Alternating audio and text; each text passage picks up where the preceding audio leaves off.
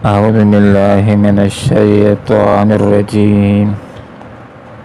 بسم الله الرحمن الرحيم. قل آمنوا به أو لا تؤمنوا إن الذين أوتوا العلم من قبله إذا يتلى عليهم يخرون للأذقان سجدا. صدق الله العظيم. سبحانك لا علم لنا إلا ما علمتنا إنك أنت العليم الحكيم. قل کہہ دیجیے آپ صلی اللہ علیہ وسلم، آمنو تم ایمان لاؤ، بھی اس پر، او لا یا نہ، تو امنو تم ایمان لاؤ، انا بے شک الذین وہ لوگ اوتوا العلم جن کو علم دیا گیا من قبل ہی اس سے پہلے، اذا جب یتلا پڑھی جاتی ہیں علیہم ان پر، یخرون تو گر پڑتے ہیں للاذقان تھوڑیوں کے بل، سجدہ سجدہ کرتے ہوئے۔ بہت سارے لوگ ایسے تھے کہ آپ صلی اللہ علیہ وسلم انتہائی پیار کے ساتھ ان کو دعوت دے رہے تھے اور ہر ممکن بہترین طریقے سے ان کو دین کی حقانیت سکھلا رہے تھے، لیکن بہت سارے لوگ نہیں مان رہے تھے، بالخصوص اہل مکہ۔ بعض انسانوں کی یہ کیفیت ہوتی ہے کہ جب ان کو کوئی آدمی کوئی بات سمجھاتا ہے، بہت سمجھاتا ہے،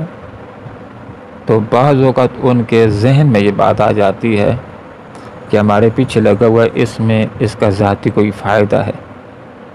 اس لیے کہ جو لوگ اکثر خود کوئی قدم بھی بغیر فائدے کے اٹھاتے نہیں، دوسرے کے فائدے کے لیے قدم اٹھاتے ہی نہیں، جو حرکت کرتے ہیں، جو بات کرتے ہیں، جو کام کرتے ہیں یا کسی کے ساتھ تعاون بھی کرتے ہیں، تو اپنی ذاتی غرض ان کو پہلے نظر میں ہوتی ہے۔ تو جب ان کو کوئی آدمی بات سمجھاتا ہے، خاص طور پر زیادہ سمجھائے، جس طرح بعض اوقات استاد شاگردوں کو سمجھاتے ہیں یا والد بچوں کو سمجھاتا ہے، تو بچے یہ سمجھنا شروع ہو جاتے ہیں کہ اس کے اندر والد کا کوئی اپنا فائدہ ہے، تو پھر ایسے لوگوں کے لیے یہ جملہ اصلاح کے لیے کافی ہوتا ہے، یہ ان کے دماغ کو کھولنے کے لیے کافی ہوتا ہے۔ یہ آپ صلی اللہ علیہ وسلم ان سے کہہ دو، ایمان لاؤ یا نہ لاؤ تمہاری مرضی، بس سمجھانا تھا، سمجھا دیا ہے، آمینو ایمان لاؤ بھی اس پر، او لا تؤمنو یا نہ لاؤ۔ تو بعض اوقات ایک آدمی کو یہ جملہ کہہ کر کے ٹھیک ہے میں نے سمجھا دیا اب تمہاری مرضی، تو وہ سوچنے کے اوپر مجبور ہو جاتا ہے، اور بعض اوقات جب تھوڑا سا غور و فکر کرے اور اپنے آپ کے ساتھ مخلص ہو تو پھر درست فیصلہ کرتا ہے اور حق کی طرف آ جاتا ہے، اس کو ذاتی طور پر سوچنے کا موقع مل جاتا ہے۔ تو جب بتیرا سمجھایا گیا نہیں سمجھ رہے تو کہہ دو آمینو بھی، ایمان لاؤ اس پر، او لا تؤمنو یا نہ لاؤ تمہاری اپنی مرضی ہے۔ ہاں لیکن یہ دیکھو تھوڑا سا، اپنی آنکھوں کو کھولو، اور جو بھی حق پرست لوگ ہیں، سمجھدار لوگ ہیں، وہ کلمہ پڑھ رہے ہیں، یہ کوئی معمولی چیز نہیں ہے،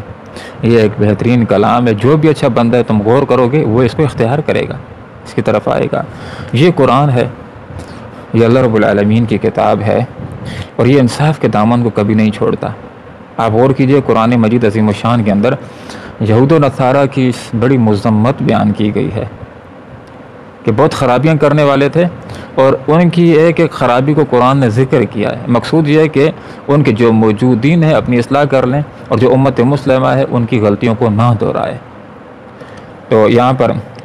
یہ بات ذکر کر دی گئی کہ جو میں آپ کے سامنے ذکر کر رہا تھا کہ قرآن انصاف کے دامن کو کبھی ہاتھ سے جانے نہیں دیتا، کہ جہاں ان کی غلطیوں کا ذکر ہوتا ہے، ان کی مذمت ذکر ہوتی ہے، تو جو ان میں اچھے لوگ ہیں قرآن ان کی تعریف بھی کرتا ہے۔ تو یہاں پر قرآن ان اہل کتاب کی، ان یہود و نصارہ کی کہ جنہوں نے قرآن کے اوپر ایمان لایا، ان کی قرآن نے تعریف کی ہے۔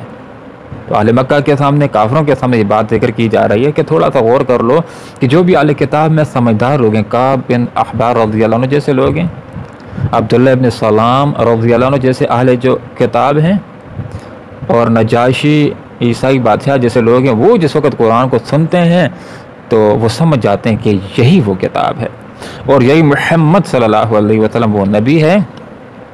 کہ جس کی نشانیاں ہماری تورات اور انجیل کے اندر موجود ہیں، اور وہ ایمان لے آتے ہیں اور تسلیم کر لیتے ہیں۔ تو تم نہیں مان رہے ہو تو یاد رکھو تمہارے نہ ماننے سے نبی کا کچھ نہیں بگڑے گا، صحابہ کا کچھ نہیں بگڑے گا، اللہ کا کچھ نہیں بگڑے گا، تمہارا اپنا ہی کچھ بگڑ جائے گا۔ اور یہ مسئلہ یاد کر لو کہ پوری دنیا کے انسان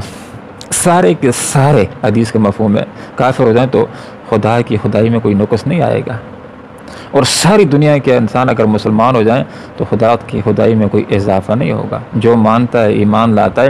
اس کا ذاتی فائدہ ہوتا ہے، اور جو ایمان نہیں لاتا وہ اپنا ہی کچھ بگاڑ لیتا ہے۔ تو ساتھ ہی ساتھ لوگوں کو دعوت فکر بھی ہوئی، دعوت توحید بھی دی گئی، اور جو نہیں مان رہے ان کے سامنے ماننے والوں کی مثال بھی رکھ دی گئی کہ دیکھو جو لوگ مان رہے ہیں صحابہ بنتے چلے جا رہے ہیں، کلمہ پڑھتے چلے جا رہے ہیں، صحابہ بنتے چلے جا رہے ہیں، صحابہ کی زندگی میں اے لوگوں اور باقیوں کی زندگی میں دیکھو زمین آسمان کا فرق نظر آئے گا، ان کی اٹھک بیٹھک کے اندر، ان کے بات چیت کے اندر، ان کے رہن سہن کے اندر فرق نظر آئے گا۔ باقی لوگ آپ کو جانوروں کی طرح نظر آئیں گے، لیکن صحابہ کے اوپر غور کریں گے تو یہ صرف اپنا فائدہ نہیں دیکھتے، یہ اور انسانوں کا فائدہ بھی دیکھنے والے ہیں، یہ لوگوں کے لیے نفع رساں ہیں، لوگوں کے لیے یہ فائدہ دینے والے، لوگوں کی خدمت کرنے والے ہیں۔ تو فرمایا جو لوگ مخلص ہو کر کلمہ پڑھتے ہیں ان کے اندر اور کافروں کی زندگی کے اندر زمین آسمان کا فرق ہے۔ کافروں کی مثال جانوروں کی زندگی کی طرح ہوتی ہے جو صرف ذات کا سوچتے ہیں، اس سے بڑھ کر کے ان کی کوئی فکر نہیں ہوتی، اور جو مخلص مسلمان ہوتا ہے اس کو دیکھو وہ اپنا بھی فائدہ سوچنے والا ہوتا ہے، وہ دوسری انسانیت کا فائدہ بھی سوچنے والا ہوتا ہے۔ تو کہا کہ بے شک وہ لوگ جن کو علم دیا گیا من قبل، اس سے پہلے، اس قرآن سے پہلے جن کے پاس علم تھا تورات کا، زبور کا، انجیل کا، تو جب انہوں نے قرآن کو پڑھا تو وہ سمجھ گئے کہ یہ حق پیغام ہے۔ اذا یتلی جب پڑھ جاتی ہے ان کے اوپر یخرون للاذقان سجدا، یہ کلمہ پڑھ لیتے ہیں، اللہ کی کتاب کے آگے یہ جھک جاتے ہیں، اللہ کے آگے یہ جھک جاتے ہیں، ویقولون، اور ان کے زبانوں سے کیا نکلتا ہے، ان کی زبانوں سے شکر کے کلمات عطا ہوتے ہیں، اور یہ شکر بھی ادا کرتے ہیں، اور یہ اس بات کا اظہار بھی کرتے ہیں کہ دیکھو اللہ تعالیٰ کس قدر اپنے وعدوں کو پورا کرنے والا ہے۔ محمد صلی اللہ علیہ وسلم کو مبعوث کر کے، قرآن کو نازل کر کے اللہ نے اپنے اس وعدے کو پورا کر دیا ہے جو پہلی کتابوں کے اندر اللہ نے وعدہ کیا ہوا ہے کہ میں ایک نبی مبعوث کروں گا جس کا نام محمد ہوگا، احمد ہوگا، اس کی پر کتاب بھی نازل ہوگی۔ تو جس وقت یہ اہل کتاب اس قرآن کو پڑھتے ہیں، نبی کو دیکھتے ہیں تو کہہ دیتے ہیں کہ ہمارا اللہ کتنا سچا ہے، اللہ نے جو وعدے کیے تھے آخری نبی بھیجنے کے، اللہ تعالیٰ نے وہ وعدہ پورا کر دیا۔ یقولون، یہ پھر کہہ اٹھتے ہیں سبحان پاک ربنا، ہمارے پروردگار، ان کان وعد ربنا لمفعولا، رب کا فیصلہ، رب کا وعدہ ایسا جو پورا ہو کر کے رہنے والا ہے۔ تو نبی کو بھیج کر کے اللہ نے اپنے وعدے کو پورا کر دیا۔ اللہ نے یہ وعدہ کیا تھا اور امتوں سے یہ وعدہ لیا گیا تھا کہ دیکھو تمہاری زندگی کے اندر، ہر نبی نے اپنی امت سے یہ وعدہ لیا ہے کہ تمہاری حیات کے اندر اگر محمد صلی اللہ علیہ وسلم آ جاتے ہیں تو اس کے اوپر ایمان لانا ہے۔ ایک نبی اللہ مبعوث فرمائے گا، اس کا نام احمد ہوگا، تو اس کو بیچ کر کے، احمد صلی اللہ علیہ وسلم کو بیچ کر، محمد کو بیچ کر، قرآن کو نازل کر کے اللہ نے اپنے وعدے کو پورا کر لیا ہے۔ تو یہ اللہ رب العالمین کے آگے بار بار جھکتے ہیں، وہ یخرون، اور جھک جاتے للاذقان، تھوڑیوں کے بل، ویبکون، روتے ہیں، قرآن سنتے ہیں تو روتے ہیں۔ ویسے تو لوگ تکلیفوں کی وجہ سے بھی روتے ہیں، لیکن جو آدمی قرآن کو پڑھتا ہے، حدیث کو پڑھتا ہے، اور ایسی آیات کا ذکر ہوتا ہے جس کے اندر یہ بات ہے کہ جو لوگ گناہ کریں گے ان کو اللہ سزا دے گا، آدمی کو رونا آتا ہے۔ اس رونے کی شریعت کے اندر بڑی قدر ہے،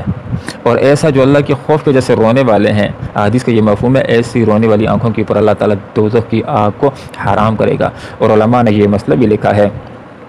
کہ جو آدمی نماز کے اندر روئے تکلیف کی وجہ سے، تو اس سے تو نماز کے اوپر فرق پڑتا ہے، لیکن جو آدمی قرآن پڑھتے ہوئے روتا ہے آیات کی وجہ سے، توحید کی غور و فکر کی وجہ سے،